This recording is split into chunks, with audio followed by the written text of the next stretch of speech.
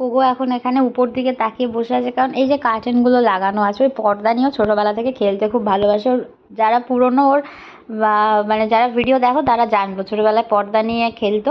আর পেছনের পাটায় তোর প্রবলেম আছে, তো পাটা আর কি ওর লেগে গেছিলো বলে ডক্টর বারণ করেছিল, পর্দাটা ওই জন্য খোলা আছে। এবার এখানে এই কার্টেনটা যে ঝুলছিল ও খেলছিল বলে এটাকে উপরে তুলে দেওয়া হয়েছে এই ড্রেসিং টেবিলটার উপরে।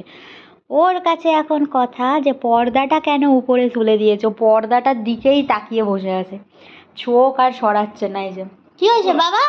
বলে বাবালে পর্দা উপরে উঠে গেছে গো, পর্দা এখন দেওয়া যাবে না, পায়ে লেগে গেলে মুশকিল, এটা বাড়ি না, আমরা আছি একটা হোটেলে, এরা আমাদের ধরে ফাইন করে দেবে, এরকম করাটা ঠিক না। কয় না মা, কয় না, বাইরে গিয়ে খেলবে, তোমার খেলনা আছে ওগুলো না, তোমাকে পর্দাটাই নিতে হবে এরকম তো কোনো ইয়ে নেই না। ওটা নেয় না, উপর দিকেই তাকিয়ে এখন বসে। আবার খাওয়া দাওয়া হয়ে গেছে, পেটটা ভর্তি আছে, জল টল খেয়ে নিয়েছে, এবার খেলার মুড, আর পর্দা তুলে দেওয়া হয়েছে ওটার দিকে তাকিয়ে বসে আছে।